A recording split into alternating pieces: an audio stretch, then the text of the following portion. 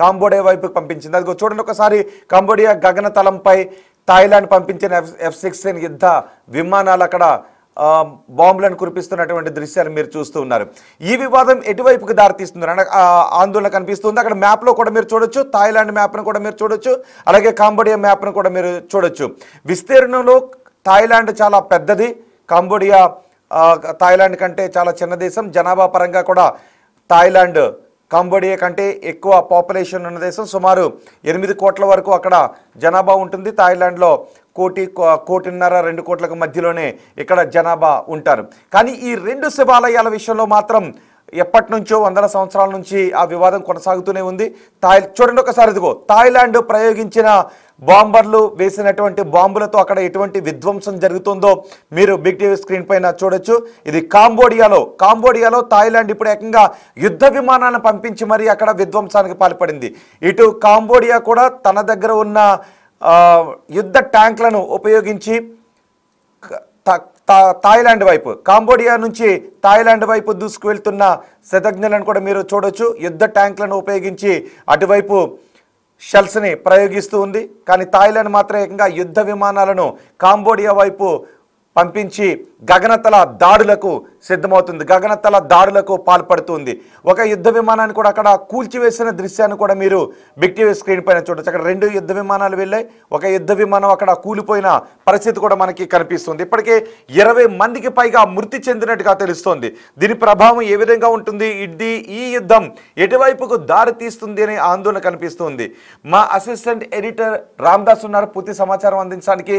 రామ్దాస్, 2 శివాలయాల విషయంలో Cambodia Thailand మధ్య ఎప్పటి నుంచో విభేదాలు ఉన్నాయి. కానీ అంతర్జాతీయ న్యాయస్థానం జోక్యంతో వివాదం సద్దుమణిగినట్టు కనిపించిన అడపాదడపై ఎప్పుడో ఒకప్పుడు ఇరు దేశాల మధ్య యుద్ధ వాతావరణం చోటు చేసుకుంటూనే ఉంది. ఇప్పుడు తాజాగా చోటు చేసుకున్న యుద్ధ వాతావరణానికి కారణం ఏంటి? ఇది ఎటువంటి పరిణామాలకు దారితీసే అవకాశాలు కనిపిస్తూ ఉన్నాయి?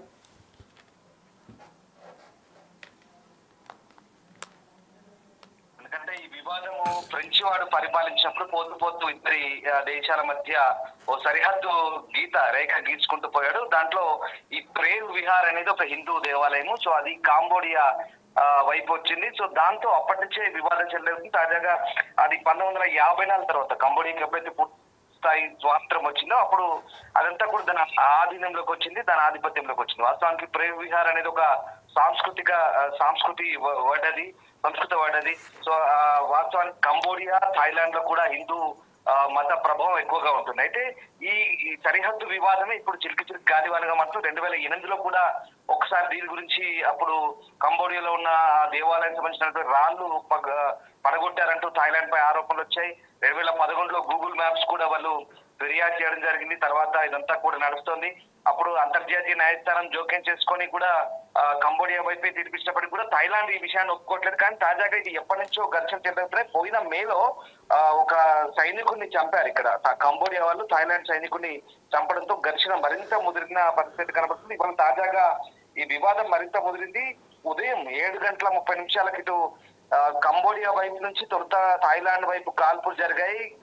BM-1 గ్రెనేడ్ రాకెట్ లాంచర్లతో దాడులు జరిపారంటూ థాయిలాండ్ ఆరోపిస్తుంది. కాదు థాయిలాండే మొదట అక్కడి నుంచి యుద్ధం జరిపారు. F-16 ఫైటర్ జెట్లతో తమపై విరుచుపడ్డారంటూ కంబోడియా ఆరోపిస్తుంది. అంటే ఒకరిపై ఒకరు పరస్పర ఆరోపణలు చేసుకుంటారు. సో ఓవరాల్ గా ప్రస్తుతానికి 12 మంది చనిపోయినట్టుగా చెప్తున్నారు. సరిహద్దు ప్రాంతాల్లో థాయిలాండ్ వైపు ఉన్నటువంటి ఆసుపత్రి, ఒక స్కూలు, ఈ ప్రాంతంలో కొంతమంది చిన్న పిల్లలు కూడా మరణించినట్టుగా తెలుస్తోంది. సో మొత్తం మీద ఇరు దేశాల మధ్య ఉద్రిక్తలు అయితే చెలరేగుతున్న నేపథ్యంలో మరొకసారి ఈ ఆగ్నేయ ఆసియాలో కొత్త యుద్ధం ప్రారంభమైంది. ఈ రోజు మనకు తెలిసిందే, రష్యా ఉక్రెయిన్ యుద్ధం చూస్తున్నాం, ఇజ్రాయెల్ ఇరాన్ చూస్తున్నాం, ఇజ్రాయెల్ హమాస్, తర్వాత ఇప్పుడు ఇండియా పాకిస్తాన్ దక్షిణాసియాలో, తాజాగా ఇప్పుడు ఆగ్నేయ ఆసియాలో మరొక యుద్ధం. ఇప్పుడు 2 ఆసియా దేశాల మధ్య యుద్ధం జరుగుతుంది. ఇది ఒక రకంగా ప్రస్తుతానికైతే పరిస్థితి సర్దుమనిగినప్పటికీ నివురుగబ్బన నిప్పులాగానే కనబడుతోంది. యుద్ధ వాతావరణం అయితే ఇంత చల్లన్నట్టుగా కనబడలేదు. థాయిలాండ్ కంబోడియా మధ్య చాలా సంవత్సరాలు కొనసాగుతున్న ఈ సరిహద్దు వివాదం అయితే మళ్ళీ తీవ్రమైంది. సో 2 దేశాల మధ్య సరిహద్దుల కాల్పుల్లో థాయిలాండ్ వైమానిక దళం కంబోడియాలోని 2 వైమానిక స్థావరాలపై దాడి చేసింది. అలాగే కంబోడియా సైనిక స్థావరాలు పూర్తిగా ధ్వంసమైనట్టుగా కూడా చెప్తున్నారు. F-16 జెట్లతో ఈ దాడులు నిర్వహించిన పరిస్థితి కనబడుతుంది. సో ఇటు థాయిలాండ్ లో కంబోడియా జరిగిన దాడిలో థాయిలాండ్ లో గ్యాస్ స్టేషన్ ధ్వంసమైంది, ఒక ఆసుపత్రి ధ్వంసమైంది. రామ్దాస్, నిజానికి ఇరు దేశాలు కూడా పర్యాటక దేశాలు, పర్యాటకులు ఎక్కువగా వెళుతూ ఉంటారు. ఇప్పుడు అలాంటి దేశంలో భారతీయులు కూడా అక్కడికి ఎక్కువగా వెళుతూ ఉంటారు. ఇప్పుడు ఆ రెండు దేశాలు యుద్ధం చేసుకుంటూ ఉంటే, రెండు దేశాలు ఒకరిపైన ఒకరు బాంబులు విసురుకుంటూ ఉంటే అక్కడికి వెళ్ళే పర్యాటకులపై దీని ప్రభావం ఎలా ఉండే అవకాశం ఉంటుంది? డెఫినెట్ గా ఇప్పటికీ అమెరికా కూడా తన పౌరులకు ఒక అడ్వైజరీ జారీ చేసింది. థాయిలాండ్, కంబోడియా దేశాల మధ్య యుద్ధం ప్రారంభమైన నేపథ్యంలో టూరిస్టులు ఎవరు కూడా అక్కడికి వెళ్ళొద్దు, ఆ దేశాలకు ప్రస్తుతం పర్యటనలు రద్దు చేసుకోవాలి, ట్రావెలింగ్ క్యాన్సిల్ చేసుకోవాలంటూ అమెరికా చెప్తోంది. మిగతా కొన్ని పశ్చిమ దేశాలు కూడా అదే అలర్ట్స్ జారీ చేస్తున్న పరిస్థితి కనబడుతుంది. అమెరికన్ ఎంబసీ అయితే తన పౌరుల కోసం ఇప్పటికే ఈ ట్రావెల్ అడ్వైజరీ జారీ చేసింది. ఇక దాంతో పాటు ముఖ్యంగా ఈ కంబోడియాలో అతిపెద్ద హిందూ దేవాలయం ఉంది. అలాగే మరోవైపు ఇటు థాయిలాండ్ లో ఇటు పుకెట్ కావచ్చు, బ్యాంకాక్ కావచ్చు, బీచ్లు అన్ని కూడా చాలా ప్రపంచ ప్రసిద్ధిగాంచిన పర్యాటక ప్రాంతాలు. ఈ రెండు ప్రాంతాలకు కూడా ఎక్కువ మంది వెళ్తుంటారు. కానీ ఇది సరిహద్దులో జరుగుతున్న యుద్ధం. కానీ సెంట్రల్ థాయిలాండ్ లో అయితే ప్రస్తుతానికి ఎలాంటి ఎఫెక్ట్ లేదు. అలాగే కాంబోడియాలోని మిగతా ప్రాంతాలకు కూడా ఎఫెక్ట్ అయితే లేదు. కానీ సరిహద్దులు జరుగుతున్న వివాద నేపథ్యంలో ఇది ఎటు రూపుదాల్చుకోబోతుంది, ఒకవేళ యుద్ధంగా పరిణమిస్తే కనుక ఖచ్చితంగా ఇబ్బందికర పరిస్థితులు ఉంటాయన్న నేపథ్యంలో ఆయా దేశాలకు ఇప్పటికే అటు వెళ్ళొద్దని సూచిస్తున్న పరిస్థితి కనబడుతుంది. సో ఏదేమైనా ఇటు థాయిలాండ్, అటు కంబోడియా ఈ రెండు దేశాలు కూడా పరస్పరం యుద్ధం చేసుకుంటున్న ఈ నేపథ్యంలో మరొకసారి ఆగ్నేయ ఆసియాలో ఈ రెండు దేశాల మధ్య మరి అంటే ఈ రెండు దేశాల యుద్ధ వాతావరణం విషయంలో మిగిలిన దేశాలు ఎవరికైనా సపోర్ట్ చేసే విధంగా ఏమైనా కనిపిస్తోందా? ఇప్పటికే రష్యా నుంచి కొనుగోలు చేసిన మైన్స్ని పేల్చారు, మా దేశంలో విధ్వంసం సృష్టించడానికి ఉపయోగించారు అని థాయిలాండ్ చెప్తూ ఉంది.